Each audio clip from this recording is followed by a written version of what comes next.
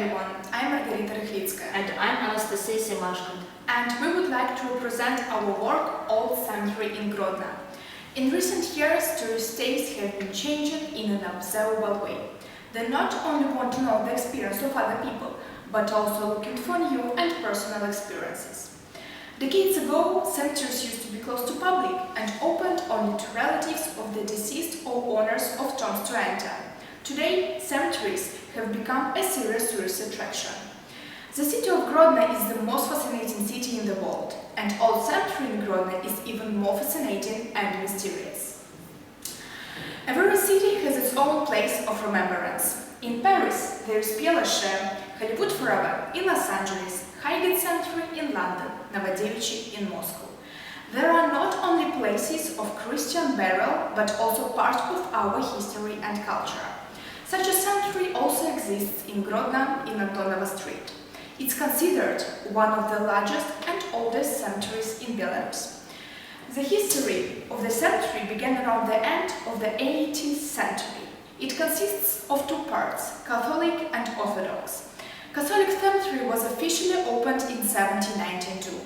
The exact date of origin of the burial grounds of the Orthodox part of the necropolis isn't known, but it's assumed that they appeared at the same time.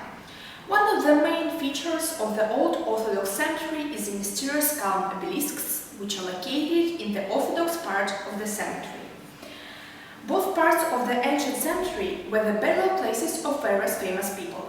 For instance, the Orthodox graves include the grave of a general of the Russian Hussar Regiment Sergei Lanskoy, the hero of the Patriotic War of 1812. The Catholic part contains the graves of the architect of Grodno Giuseppe Sacco, the founder of the zoo Jan Kochanowski, the town doctor Alexander Telheim, and the beloved by all Grodno citizens Eliza Azhevka.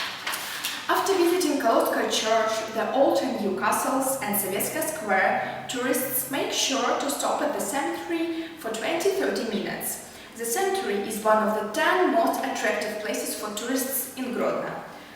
Grodno necropolis is also interesting because there are many more architectural gems in Grodno than in the city itself. Here you can find tombstones in the style of Romanticism, Eclecticism, and Constructivism.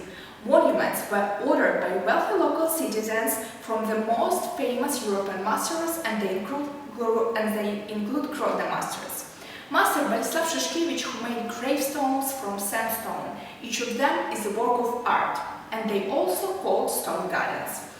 Master Joseph Zaborowski is an outstanding sculptor of Grodno. His author style is to use several fonts when signing the tombstone. On some graves you can count even 9 fonts. Many different symbols can be seen in the cemetery, such as the wreaths of box wood, a symbol of eternal life. Often the tombstones are shaped like an oak with several branches, a symbol of the end of a human's life. The oak leaves on them represent the hope of eternal life. Since the end of the 18th century, medallions with photographers have appeared here, by which one can trace the development of photography in Grodno.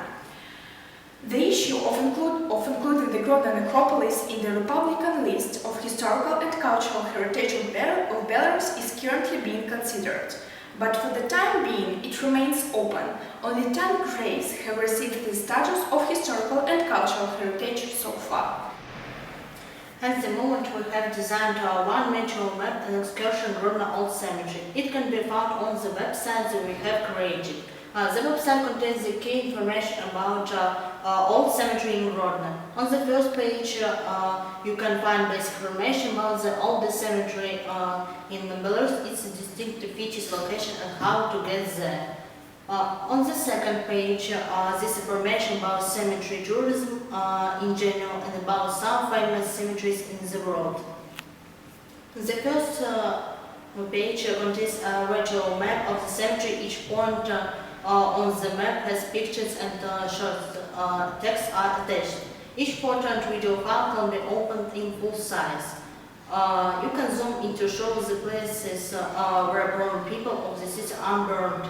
In conclusion, we would like to admit that creating a virtual map is a very fascinating activity. Besides, it's a good way to draw attention to the science in the memorable place of Grodno. Thank you for your attention.